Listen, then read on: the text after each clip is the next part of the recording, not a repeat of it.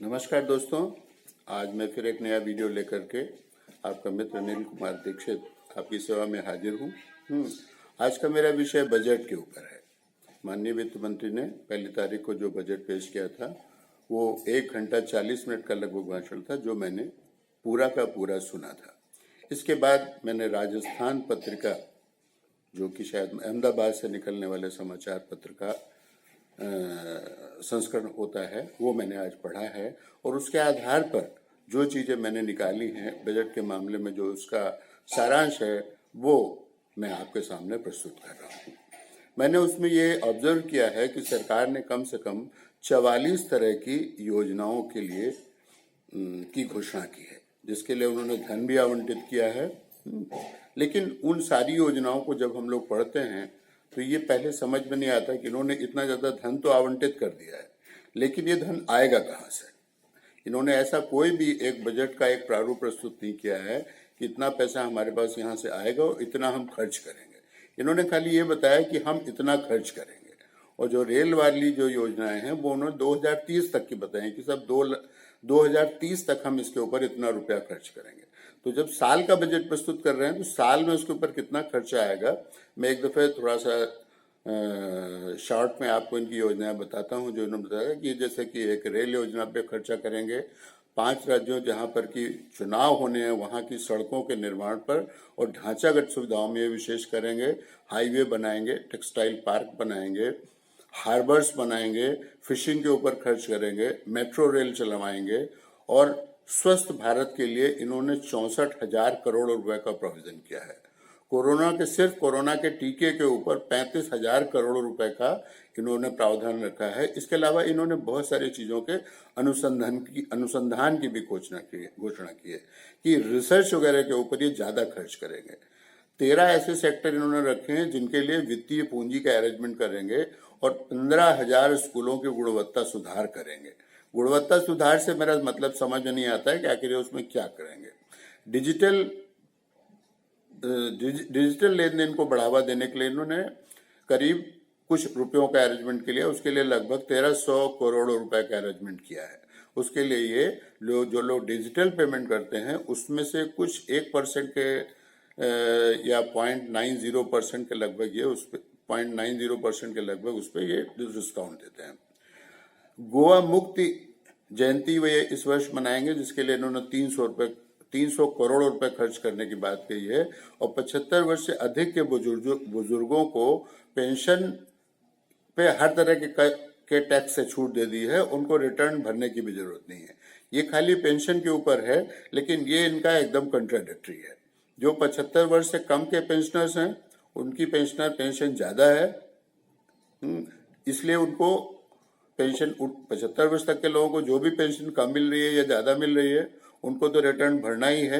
और जो 75 वर्ष या इससे अधिक के लोग हैं उनको इतनी पेंशन नहीं मिल रही है कि वो टैक्स के दायरे में आए। तो इस तरह से ये जो इनकी कुछ योजना है खाली योजना भर है। उज्ज्वला योजना के अंतर्गत ये 1 करोड़ लोगों को कनेक्शन देंगे। राष्ट्रीय शोध संस्थान की स्थापना करेंगे, जो कि एक तरह का रेपुटेशन है। जैसे इन्होंने एक बार लिखा है हम अनुसंधान को बढ़ावा देंगे, अब ये नीचे लिख रहे हैं राष्ट्रीय शोध प्रतिष्ठान की स्थापना करेंगे। तो ये दोनों जो है एक तरह से किसी भी बात को बढ़ा चढ़ा के कहने वाली बात है। 100 सैनिक स्कूल खोले जाएंगे, 750 लाख एकलव्य स्कूल खोले जाएंगे, जो कि शेड्यूल्ड ट्राइब्स एरिया में खोले हैं। SU स्टूडेंट्स के लिए स्कॉलरशिप की व्यवस्था की है। ये व्यवस्था तो पहले से ही है, इसके लिए दोबारा से नाम लेने की कोई जरूरत नहीं है, क्योंकि SC कैंडिडेट्स को पहले से ही स्कॉलरशिप मिलती है। शिप यार्डों की स्थापना की जब ये बात करते हैं तो जब ये फिशिंग को बढ़ावा देते हैं तो उसके साथ शिप यार्ड की भी बात आ जाती है, उसी में हार्बर भी आ जाता है। तो ये बात का रेपुटेशन हो गया। अच्छा, ग्रामीण इंफ्रास्ट्रक्चर के ऊपर इन्होंने 40,000 करोड़ रुपए खर्च करने की बात की गई। इसकी तरफ मैं आपका ध्यान आकर्षित कराना चाहूंगा कि ग्रामीण इंफ्रास्ट्रक्चर के अंतर्गत जो मुख्य रूप से काम है सड़कें बनाने का, वो सारा पैसा इनको विश्व बैंक से प्राप्त होता है। इनको अपने पास से कुछ भी नहीं करना है। पूर्व सैनिकों को पेंशन के ऊपर ये 1.16 लाख करोड़ रुपए व्यय करने का इनका प्रावधान इन्होंने किया है। डिजिटल पेमेंट को बढ़ावा देने की बात, और जो इसके पहले मैंने एक इन्होंने घोषणा की थी कि डिजिटलाइजेशन के ऊपर हम खर्चा करेंगे, ये एक ही बात है। उसके लिए इन्होंने 150 करोड़ रुपए रखे हैं। किसान क्रेडिट कार्ड, जैविक खेती का इन्होंने फिर से बात की है। ये कार्यक्रम पहले से ही चल रहे हैं। अच्छा, इन्होंने एक इरिगेशन फंड बनाया है। अब इरिगेशन फंड बनाया, किस पर्पज से बनाया, क्या होगा, इसका वित्त मंत्री की भाषण में कहीं कुछ भी उल्लेख नहीं था। अच्छा, इन्होंने खाद्यान्नों के अधिपत्य के लिए 2,02,616 लाख करोड़ रुपए खर्च करने की बात कही है। वो किस पे खर्च करेंगे, क्या करेंगे, इसके विषय में कुछ भी डिटेल में नहीं बताया है। कृषि के लिए वित्तीय संस्थान खोलेंगे। कृषि के लिए वित्तीय संस्थान ऑलरेडी बहुत सारे खुले हुए हैं, उनके ऊपर काम चलता रहता है, ये कोई नई योजना नहीं है। प्रधानमंत्री कृषि सिंचाई योजना नई शुरुआत की गई है, जिसमें ये 4,000 करोड़ रुपए व्यय करेंगे। किसानों के लिए 16.50 लाख करोड़ रुपए रखे इन्होंने। अब किसानों को ये पैसा कैसे मिलेगा, क्या होगा, इसका कोई प्रोविजन नहीं, और ये कोई एश्योरेंस नहीं है कि क्या साल भर में जो पिछले बजट में घोषणाएं की थी, क्या वे सब पूरी हो गई हैं।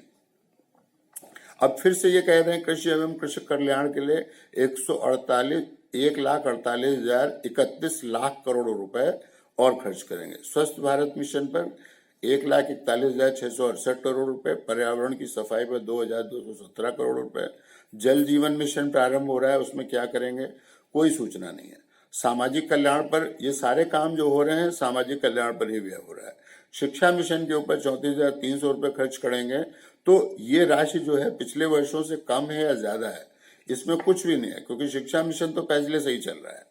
उच्चतर शिक्षा आयोग बनाएंगे, ये बजट से इसका कोई लेना देना नहीं है।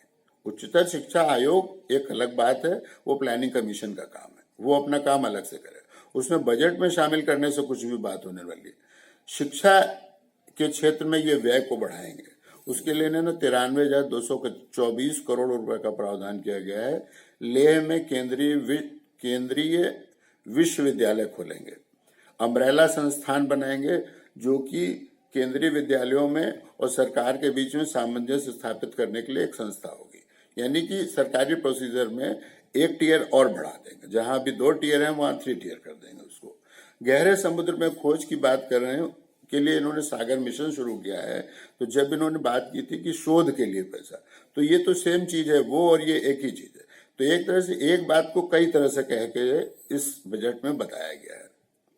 आपदा राहत फंड में 30,000 करोड़ रुपए का प्रावधान इन्होंने किया है। अब बात आती है कि इतने सब के लिए ये पैसा आएगा कहाँ से। इसके सोर्सेज इन्होंने नहीं बताए हैं कि हमको एक्साइज, सेंट्रल एक्साइज से, कस्टम्स से, कारपोरेट से जो सेस बढ़ाया है उससे हमको कितनी आमदनी होगी और किसका कितना प्रतिशत किसके ऊपर हम खर्चा करेंगे। इसमें इनकम टैक्स से भी इनको आय होती है। अच्छा, अब मैं देखता हूं, मैं खास बातों पर फोकस कर देता हूं कि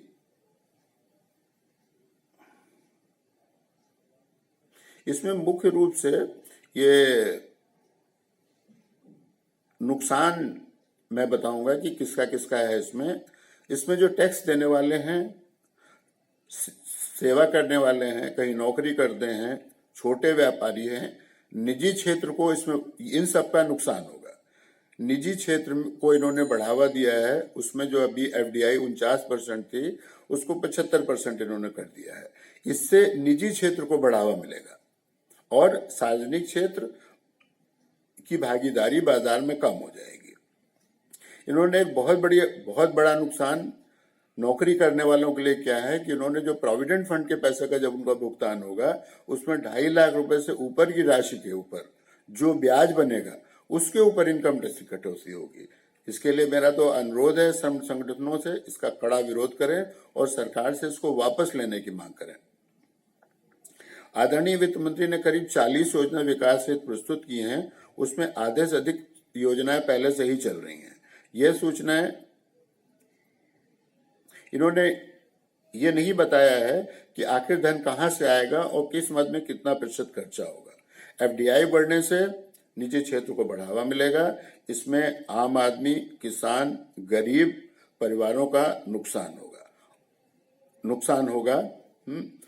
एक तरह से ये सिर्फ लोक लुभावना बजट है, जिसमें कि करना कुछ भी नहीं है। सरकार की भी मजबूरी हो सकती है, क्योंकि पिछला 1 साल आपदा काल में बीत गया था, कामकाज हो नहीं पाया, टैक्स आ नहीं पाया। हो सकता है इस वजह से इन्होंने ऐसा लोक लुभावना बजट बनाया हो, लेकिन जो कुछ भी इन्होंने बनाया है उसमें आम आदमी, किसान और गरीब का नुकसान ही होने वाला है, और जो फायदा है वो बड़े व्यापारियों के लिए किया है। एक बहुत बड़ा काम इन्होंने जो किया है गलत, मेरी समझ में ठीक नहीं है वो, इन्होंने LIC में से थोड़े दिनों पहले इन्होंने 20,000 करोड़ रुपए के शेयर बेच दिए थे। अब उसके बाद ये LIC में के ऊपर IPO ला रहे हैं। LIC सरकार के लिए धन को एकत्र करने का बड़ा साधन है। जब भी सरकार को जरूरत पड़ती है LIC से पैसा निकाल लेती है। जब इसका IPO आ जाएगा, पहले ही इन्होंने 20,000 करोड़ रुपए के शेयर बेच दिए हैं, और IPO लाने से सरकार की इसमें भागीदारी कम हो जाएगी, जिस वजह से इनको फंड की दिक्कत आएगी और जनता के सामाजिक कार्यों में इसका उपयोग नहीं हो सकेगा। इस तरह से मेरे हिसाब से ये सिर्फ एक लोक लुभावना बजट है। इसमें देश के जो मध्यम आय वर्ग या निम्न मध्यम आय वर्ग या निम्न आय वर्ग वालों को और किसानों को कोई भी फायदा नहीं होने वाला है। इसी के साथ मैं आज की बात समाप्त करता हूं। आप सभी को नमस्कार। अपने स्वास्थ्य का ख्याल रखिएगा। नमस्कार।